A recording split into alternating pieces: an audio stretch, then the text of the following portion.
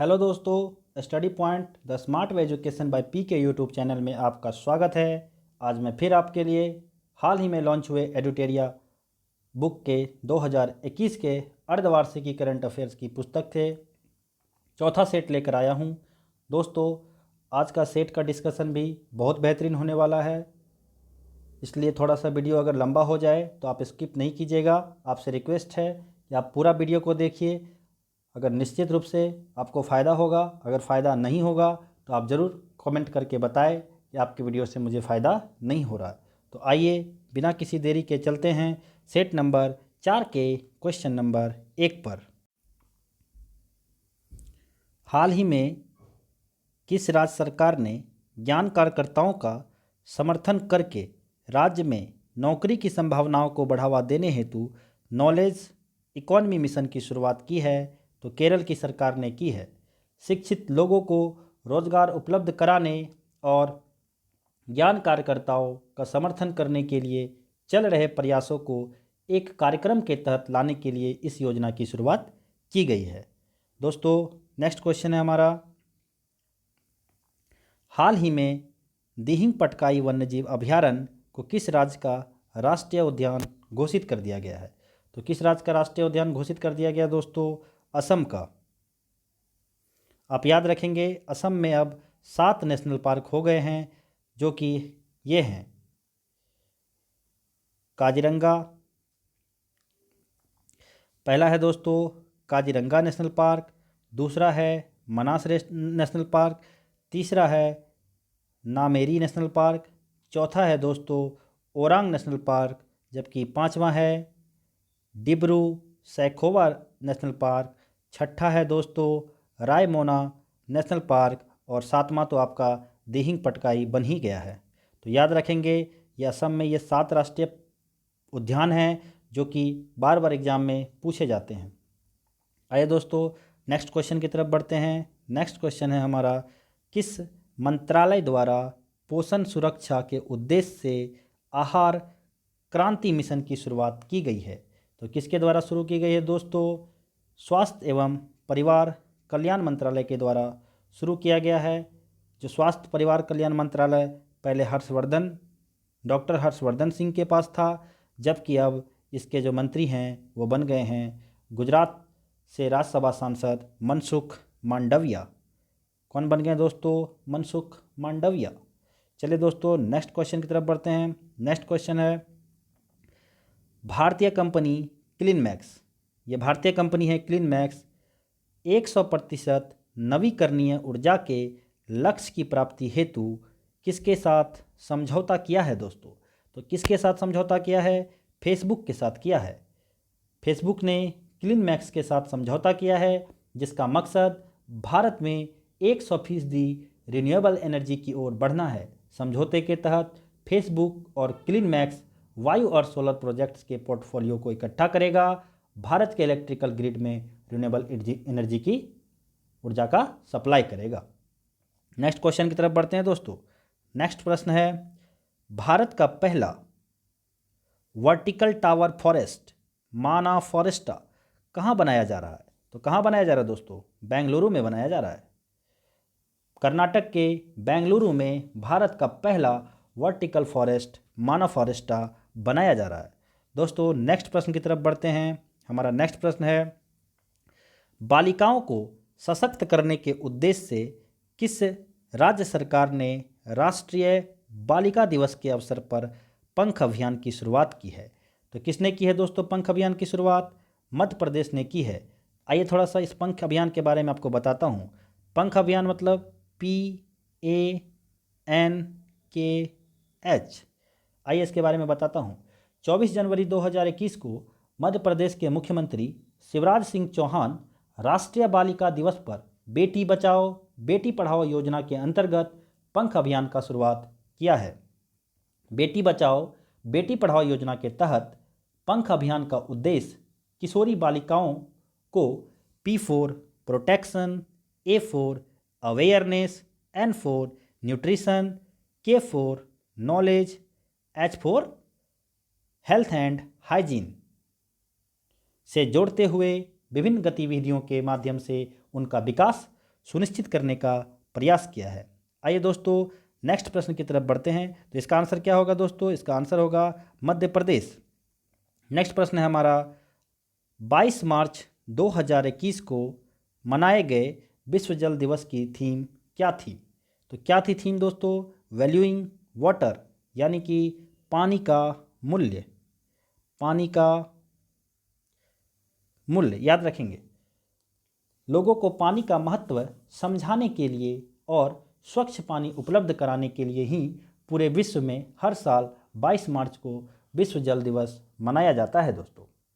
और आपको बता दें कि हर साल विश्व जल दिवस की एक थीम निर्धारित की जाती है, इसलिए इस बार की थीम थी पानी का मूल्य, यानी कि वैल्यूइंग वाटर। आपको पता होना चाहिए दोस्तों, वर्ष 1993 में संयुक्त राष्ट्र ने अपने सामान्य सभा के द्वारा निर्णय लेकर 22 मार्च को विश्व जल दिवस मनाने का निर्णय लिया था। चलिए दोस्तों नेक्स्ट प्रश्न की तरफ बढ़ते हैं। हमारा नेक्स्ट प्रश्न है, हाल ही में प्रकाशित की गई पुस्तक नो द एंटी नेशनल्स के लेखक कौन है दोस्तों? इसके लेखक हैं R.S.N. सिंह। R.S.N. सिंह इसके लेखक हैं दोस्तों। आपको पता होना चाहिए उर्जित पटेल ने भी हाल ही में एक पुस्तक प्रकाशित की थी जिनका नाम है overdraft saving the Indian saver. Ramachandra Guha की पुस्तक के बारे में मैंने आपको पिछले वीडियो में बताया ही है, फिर भी बता देता हूँ। इनकी पुस्तक का नाम है द कॉमनवेल्थ ऑफ क्रिकेट। क्या नाम है दोस्तों? The Commonwealth of cricket. पिछले साल अरुंधति राय का एक पुस्तक प्रकाशित हुआ था जिसका नाम था दोस्तों आज़ादी, फ्रीडम, फैसिज्म एंड फिक्शन। तो याद रखेंगे तीनों पुस्तक दोस्तों, उर्जित पटेल का overdraft saving the Indian saver, Ramachandra Guha का द कॉमनवेल्थ ऑफ क्रिकेट, जबकि अरुंधति राय का आज़ादी, फ्रीडम, फैसिज्म एंड फिक्शन, और R.S.N. सिंह का तो नो द एंटी नेशनल्स। चलिए दोस्तों नेक्स्ट प्रश्न की तरफ बढ़ते हैं। नेक्स्ट प्रश्न है, पर्यटन को बढ़ावा देने के उद्देश्य से देश का पहला स्की पार्क, कौन सा पार्क दोस्तों? स्की पार्क किस राज्य या केंद्र शासित प्रदेश में स्थापित किया जाएगा? मेरा अगर पिछला वीडियो आप देखे होंगे दोस्तों तो इसका आंसर आप बहुत ही आसानी से दे पाएंगे। हिमाचल प्रदेश होगा इसका आंसर दोस्तों। हिमाचल प्रदेश के शिमला जिले के प्रसिद्ध पर्यटन स्थल कुफरी में देश का पहला स्की पार्क बनेगा। नेक्स्ट क्वेश्चन है दोस्तों, 23 मार्च 2021 को भारत ने किस देश के साथ जल संसाधन, कौन सा संसाधन दोस्तों? जल संसाधन के क्षेत्र में समझौता किया है? तो किसके साथ किया है दोस्तों?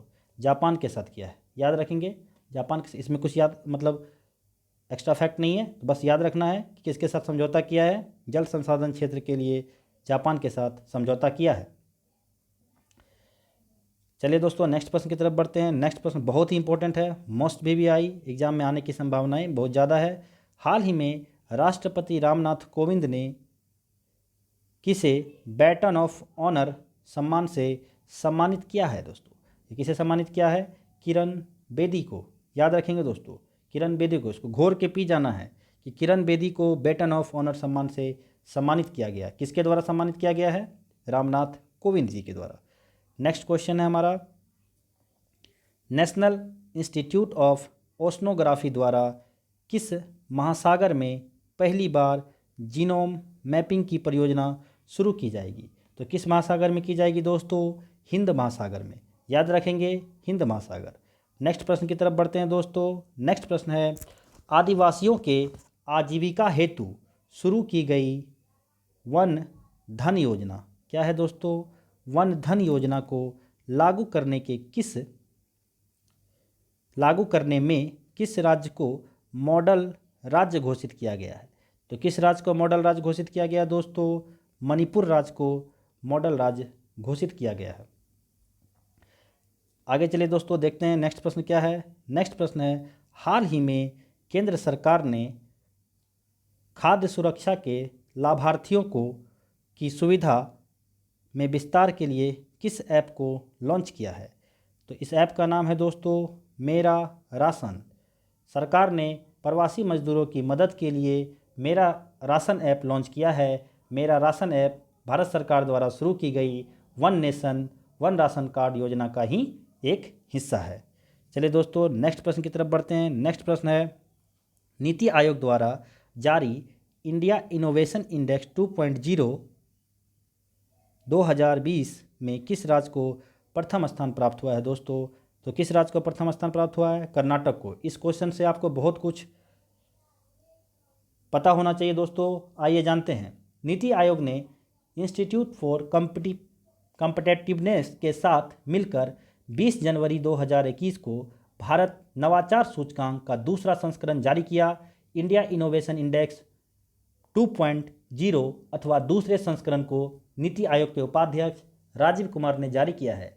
सूचना देश को एक नवाचार संचालित अर्थव्यवस्था में बदलने के लिए सरकार की निरंतर प्रतिबद्धता को दर्शाता है। रिपोर्ट में राज्यों और केंद्र शासित प्रदेशों की नवाचार क्षमताओं और प्रदर्शन का आकलन किया गया है। नवाचार सूचकांक रैंकिंग 5 निम्नलिखित मापदंडों पर आधारित होता है दोस्तों। वह 5 मापदंड हैं: मानव पूंजी, निवेश, ज्ञान कार्यकर्ता, चौथा है व्यापारिक वातावरण, जबकि 5वां सुरक्षा और कानूनी वातावरण है। आइए इस इंडेक्स के बारे में थोड़ा सा आपको बता दूं दोस्तों। इंडिया इनोवेशन इंडेक्स 2020 में राज्यों और केंद्र शासित प्रदेशों को 17 प्रमुख राज्यों, 9 शहर राज्यों और केंद्र शासित प्रदेशों में, जबकि 10 उत्तर पूर्व और पहाड़ी राज्यों में विभाजित किया गया है। 2020 की रैंकिंग में देखिए, कर्नाटक ने मेजर स्टेट श्रेणी में अपना पहला स्थान बरकरार रखा, जबकि महाराष्ट्र एक स्थान ऊपर उठा और दूसरे स्थान पर रहा, जबकि तमिलनाडु तीसरे स्थान पर खिसक गया।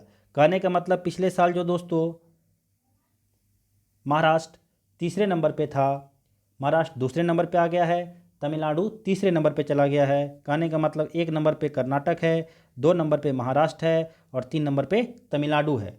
ये जो है मेजर स्टेट में है दोस्तों। जबकि आपको बता दें दोस्तों कि उत्तर पूर्व और पहाड़ी राज्यों की श्रेणी में हिमाचल प्रदेश, कौन दोस्तों? उत्तर पूर्व वाले जो श्रेणी हैं 3 श्रेणियों में दिया गया दोस्तों। एक तो मेजर स्टेट, तो मेजर स्टेट में कर्नाटक टॉप पर रहा, जबकि उत्तर पूर्व और पहाड़ी राज्यों की श्रेणी में हिमाचल प्रदेश पहले स्थान पर रहा। तो याद रखेंगे, कंफ्यूज नहीं होना है दोस्तों। और तीसरा जो कैटेगरी था दोस्तों, तीसरा कैटेगरी है सूचकांक में दिल्ली पहले स्थान पर है, जबकि चंडीगढ़ ने केंद्र शासित प्रदेश और छोटे राज्यों की श्रेणी में अपना दूसरा स्थान बरकरार रखा है। यानी केंद्र शासित प्रदेश वाला जो कैटेगरी है उसमें दिल्ली टॉप पर है, जबकि उत्तर पूर्वी राज्यों वाला जो है, उत्तर पूर्वी और पहाड़ी राज्यों की श्रेणी में हिमाचल टॉप पे है, और मेजर स्टेट में यानी बड़े राज्यों में कर्नाटक टॉप पे है। तो तीनों याद रखिए, कर्नाटक, हिमाचल प्रदेश और दिल्ली। केंद्र शासित प्रदेश पूछे तो दिल्ली, उत्तर पूर्वी राज्य या पहाड़ी राज्य पूछे तो हिमाचल प्रदेश, और मेजर स्टेट पूछे तो कर्नाटक। तीनों याद रखना है दोस्तों आपको। क्या पता क्वेश्चन क्या पूछ दे, इसलिए आपको मैंने तीनों बता दिया। चलिए नेक्स्ट प्रश्न की तरफ बढ़ते हैं। नेक्स्ट प्रश्न है दोस्तों क्वेश्चन नंबर 16। केंद्रीय प्रदूषण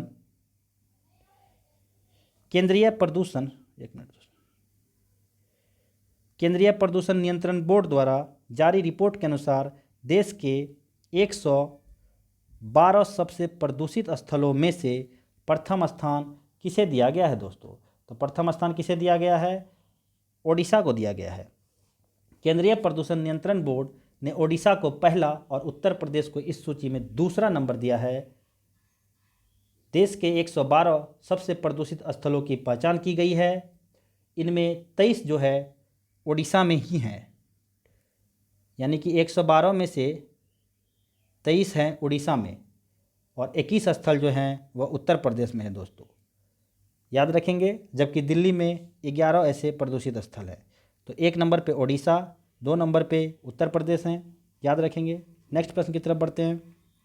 नेक्स्ट प्रश्न है, हाल ही में किस राज्य में काला नमक चावल महोत्सव का आयोजन किया गया?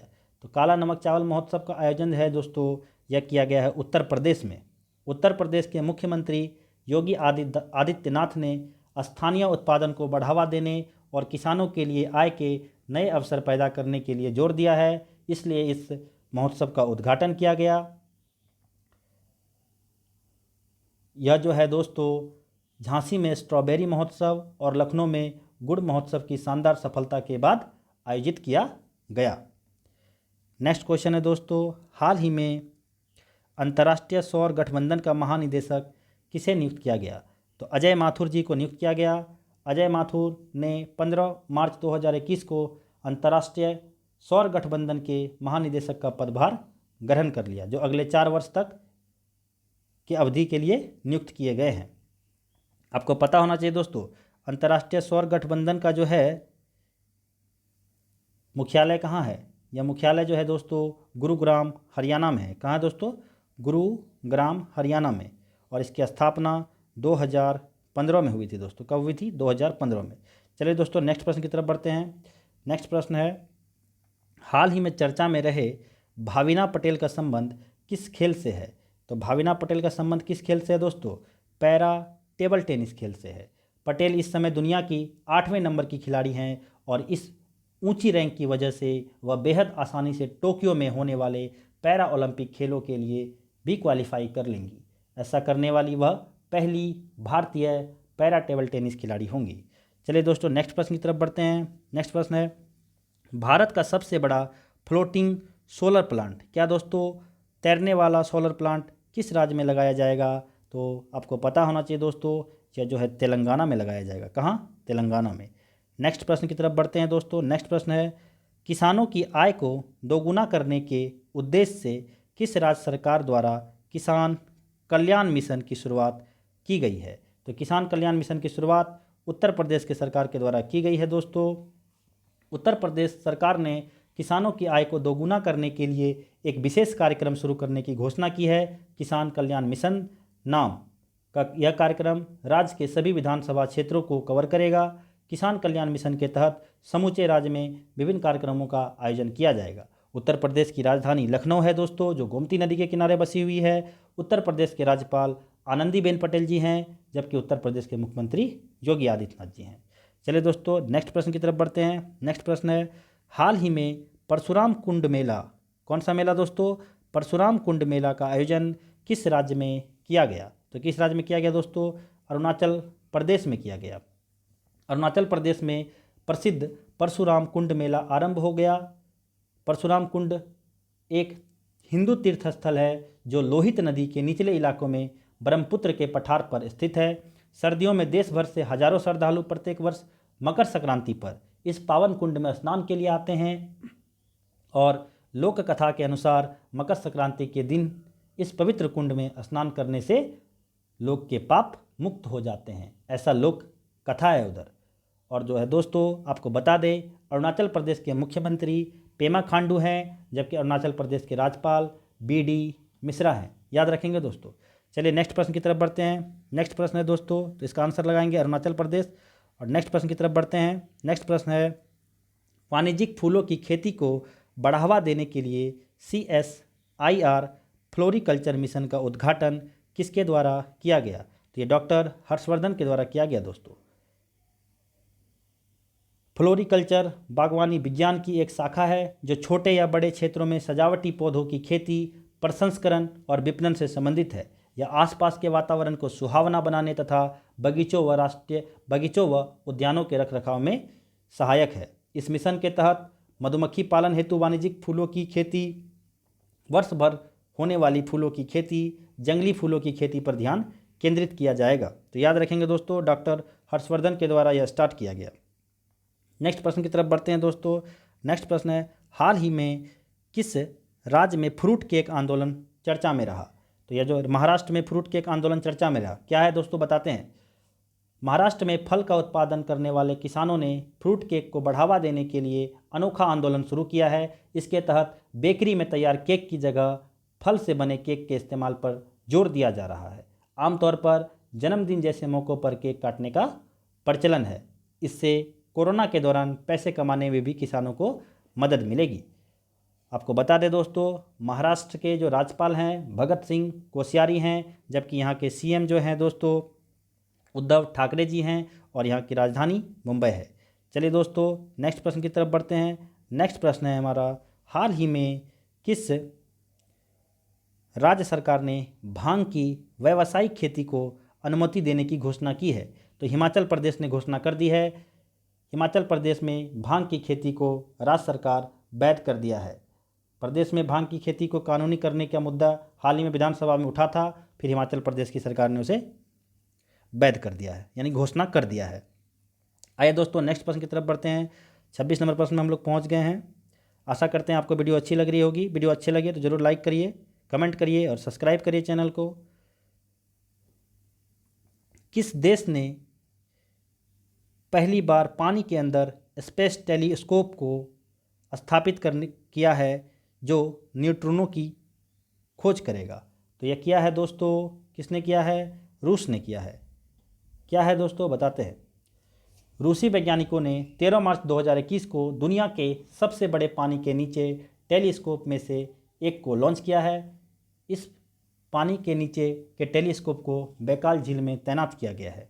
बैकाल टेलीस्कोप आइस क्यूब का प्रतिद्वंदी है जो दक्षिण ध्रुव पर स्थित अमेरिकी अनुसंधान स्टेशन पर अंटार्कटिक बर्फ के नीचे एक विशाल न्यूट्रिनो वेधशाला है। तो याद रखेंगे दोस्तों, स्पेस टेलीस्कोप को स्थापित करने वाला पानी के अंदर देश बन गया है रूस। नेक्स्ट क्वेश्चन की तरफ बढ़ते हैं दोस्तों। नेक्स्ट प्रश्न है हमारा, 30 मार्च 2021 को किस देश ने हार्ट ऑफ एशिया कॉन्फ्रेंस का आयोजन किया गया जिसमें भारत के विदेश मंत्री ने भी भाग लिया? तो कहाँ किया गया दोस्तों? यह जो किया गया है तजाकिस्तान में किया गया है। तजाकिस्तान में होने वाले हार्ट ऑफ एशिया सम्मेलन में भारतीय विदेश मंत्री एस जयशंकर शामिल हुए थे। तजाकिस्तान की राजधानी जो है दोस्तों दुशान्बे है। कहाँ है? दुशान्बे। चलिए दोस्तों नेक्स्ट प्रश्न की तरफ बढ़ते हैं। नेक्स्ट प्रश्न है, भारतीय कंपनी बायोटेक ने किस देश की कंपनी के साथ मिलकर कोरोना की ओरल वैक्सीन का निर्माण किया है? कौन सी वैक्सीन? Oral vaccine. तो ये अमेरिका की एक कंपनी के साथ मिलकर किया है दोस्तों। कंपनी का ऐसा मानना है कि भविष्य में आपको कोरोना वायरस वैक्सीन के लिए सुई लगवाने की ज़रूरत नहीं पड़ेगी। आपको सिर्फ एक कैप्सूल खाना होगा जो कि वैक्सीन की तरह ही काम करेगा। इस कैप्सूल को एक भारतीय दवा कंपनी प्रेमास बायोटेक और एक अमेरिकी दवा कंपनी ओरामेड फार्मास्यूटिकल्स के द्वारा विकसित किया जा रहा है और यह कैप्सूल वैक्सीन भारत में ही बन रही है। कंपनी का यह दावा है कि कैप्सूल वैक्सीन जो है कि सिंगल डोज से ही कोरोना से काफ़ी राहत मिल जाएगी। ये काफ़ी असरदार है, ऐसा कंपनी का दावा है, मेरा नहीं दोस्तों। और आपके परीक्षा के दृष्टिकोण से सबसे मुख्य बिंदु जो है वह यह है कि इस कैप्सूल वैक्सीन का नाम क्या रखा गया है? तो दोस्तों इसका नाम रखा गया है ओरावैक्स कोविड-19 कैप्सूल, यानी कि ओरल वैक्सीन है ये। क्या है दोस्तों, क्या नाम रखा गया है?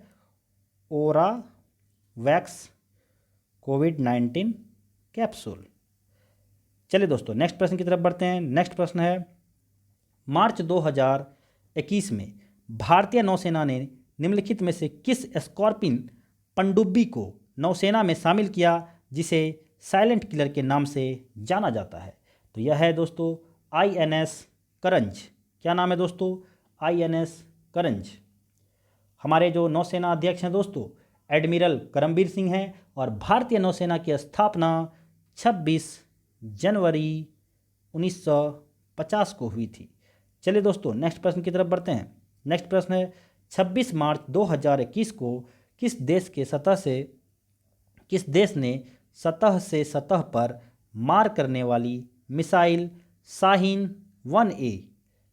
1A का सफल परीक्षण कर लिया है?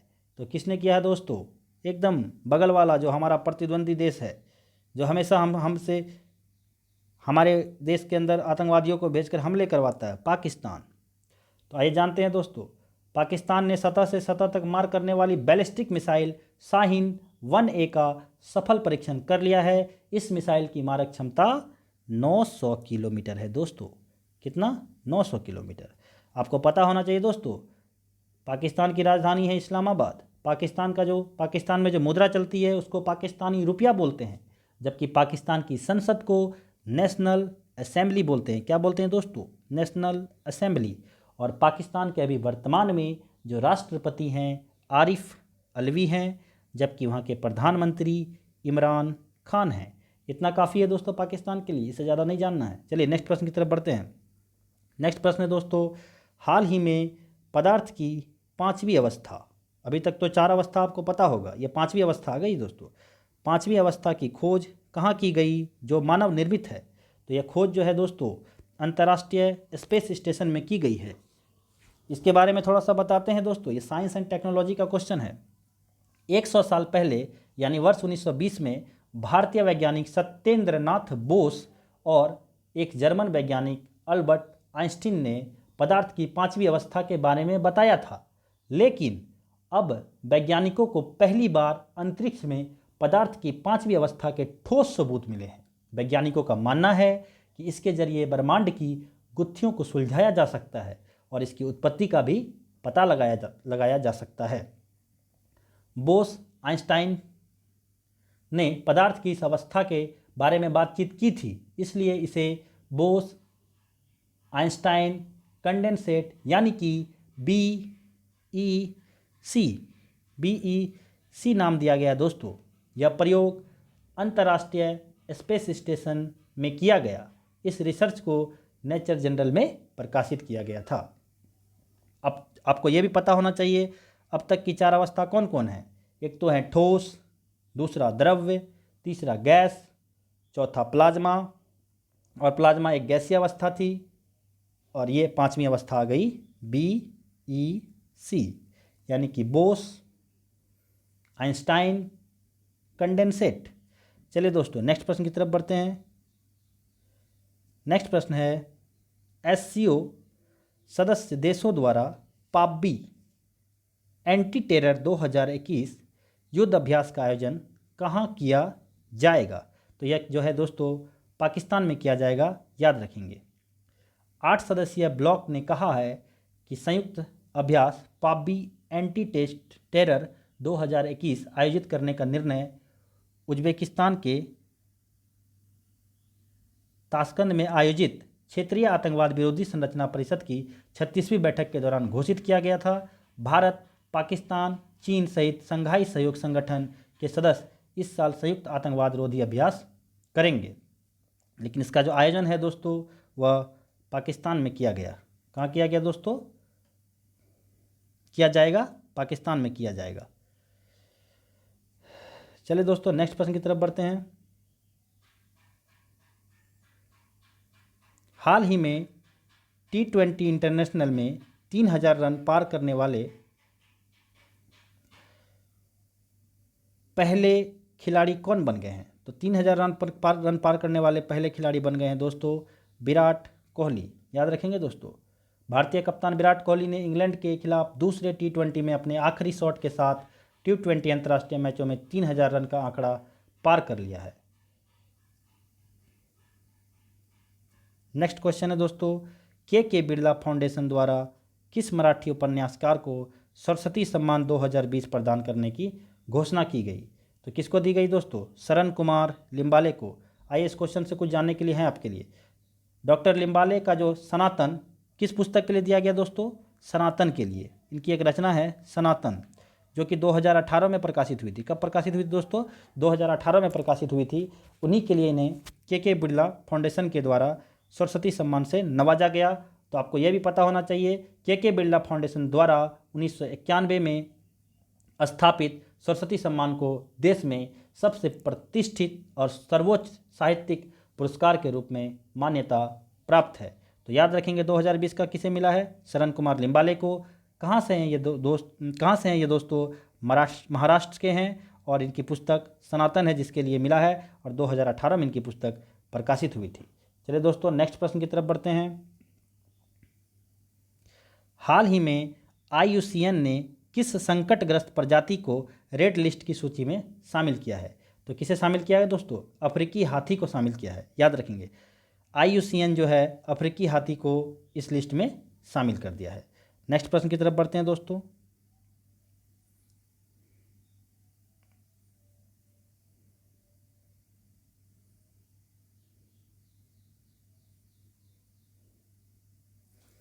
ICC द्वारा जून 2021 को जारी T20 इंटरनेशनल रैंकिंग में किस महिला खिलाड़ी को प्रथम स्थान प्राप्त हुआ है? तो किसे प्राप्त हुआ है दोस्तों? शेफाली वर्मा को प्राप्त हुआ है।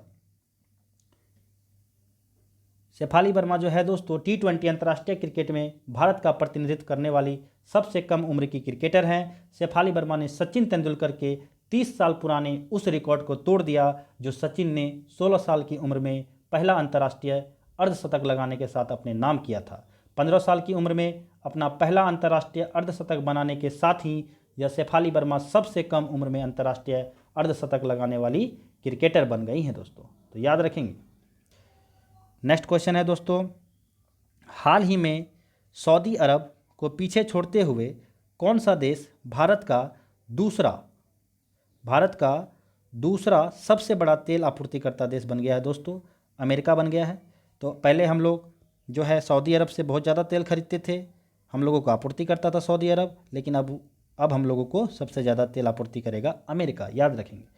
नेक्स्ट क्वेश्चन की तरफ बढ़ते हैं दोस्तों, किस राज्य या केंद्र शासित प्रदेश की सरकार ने देशभक्ति बजट पेश किया है? तो यह बजट जो है दिल्ली सरकार के द्वारा पेश किया गया दोस्तों, याद रखेंगे, देशभक्ति बजट। नेक्स्ट क्वेश्चन है दोस्तों, Dada Saheb Phalke international festival award, Dada Saheb Phalke international लगा हुआ है दोस्तों। दादा साहेब में 2 कैटेगरी का पुरस्कार दिया जाता है, एक तो नॉर्मल दादा साहेब फाल्के पुरस्कार, एक Dadasaheb Phalke international film festival award 2021 में सर्वश्रेष्ठ फिल्म का पुरस्कार किसे प्रदान किया गया है? तो सर्वश्रेष्ठ फिल्म का पुरस्कार प्रदान किया गया दोस्तों तान्हाजी द अनसॉन्ग वॉरियर को प्रदान किया गया है। आइए 3-4 पुरस्कार के बारे में बता देता हूँ किसको किसको क्या मिला है दोस्तों। बेस्ट इंटरनेशनल फिल्म पैरासाइट, कौन? पैरासाइट। बेस्ट फिल्म तो ये तान्हाजी था, the Unsung Warrior. Best director Anurag